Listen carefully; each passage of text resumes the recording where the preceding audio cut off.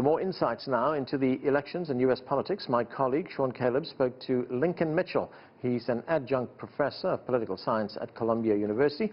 He's also a political analyst, pundit, and writer. Sean began by asking him the international perceptions of Biden and Trump. This is a strong contrast between the two candidates, and as much about ideology as about temperament. Joe Biden, who is, the front runner, and if we have a free and fair election, very well may win, comes very much out of the mainstream of American foreign policy. Now, he's a Democrat, so it's a little more left of center on some issues, but Biden's core understanding is that America should play a leadership role in problems facing the world, and that most problems anywhere around the world can be solved by the United States. That is something that both parties have believed really since the beginning of the Cold War era. Trump has broken with that. Trump's view is that America should metaphorically, and in some cases literally, build a wall around ourselves, and we can go it alone, and we don't need allies, and countries that are not our allies we can be very aggressive with. So it's a really different temperament, and it will be a big difference between a potential Biden foreign policy and what we've seen from Trump. Is it oversimplification to say it's a globalist versus a populist? Not a big oversimplification. The only caveat I would add is that because if Biden wins, he will be coming into office at a time when America will likely have lost, I'm going to use a rough number, between 200 and 250,000 people to COVID-19, which will put us in the top 10 where we are now in per capita deaths, and where the economy will be very bad. And because of that, Joe Biden, who has really spent much of his career on foreign policy, and to some extent is thought of as a leader among political figures in that area, will have to focus very intensely on domestic politics and policy just to kind of right the country. So because of that, his globalism will be muted a little bit because he can't do quite as much as he would like. What do you think international leaders are looking at right now? And I'll get to Russia and China in a bit, but the U.S. allies especially. Well, our allies are hoping that Donald Trump is a four-year aberration rather than something more permanent. Now, the Trump presidency has done a lot of damage to those alliances, but 8 years of that, as Vice President Biden has pointed out throughout his campaign, would provide irrevocable harm. Now, some people might say that's okay because we don't need these alliances, but for allies that value the relationship with the United States, a Biden presidency is a chance to strengthen those relationships. Yeah, and the latest numbers I saw, polling 10 to 12,000 people out of Germany.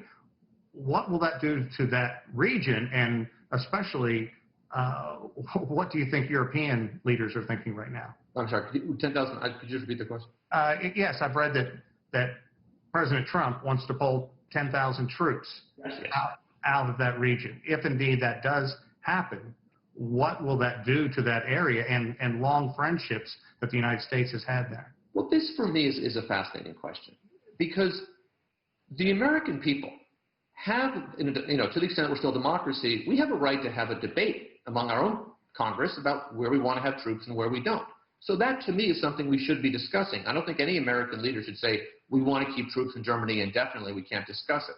This is as much about process as anything else. If our allies see that the United States has a thoughtful foreign policy that involves reducing our troop presence in Germany, they can live with that. If our allies believe that the U.S. can, just at the snap of a finger, make a decision with no real reason and pull troops out, then our commitments don't mean much anymore. And that's what Trump has tried to do in Germany. Let's talk about the U.S. and China. Where is that relationship right now? Obviously, trade dominated for such a long time. Now there are allegations by the Trump administration of stealing intellectual property. What is it going to take to move forward between the two largest economies in the world? Well, the theft of intellectual property issue is something that Americans have talked about for a while. Trump is just talking about it louder and less subtly than previous administrations. In my view, the bilateral relationship between the U.S. and China is the most important bilateral relationship in the world. Real conflict between these two countries will have a major global impact. Biden seems aware of that. Trump does not, but that's also because Trump's not aware of much these days. And Biden has a tightrope to walk here. He has to appear strong on China. There is a domestic political, whatever that means, and at the same time, he can't get into conflict with China. But there's also more complication here. I'll tell you a true story. In 1987, which was 100 years ago, I went to China as a college student. And I tried to go to Xinjiang, but I couldn't. And I ended up living in Beijing for 3 months studying and spent a lot of time with Uyghurs near where my school was in Beijing.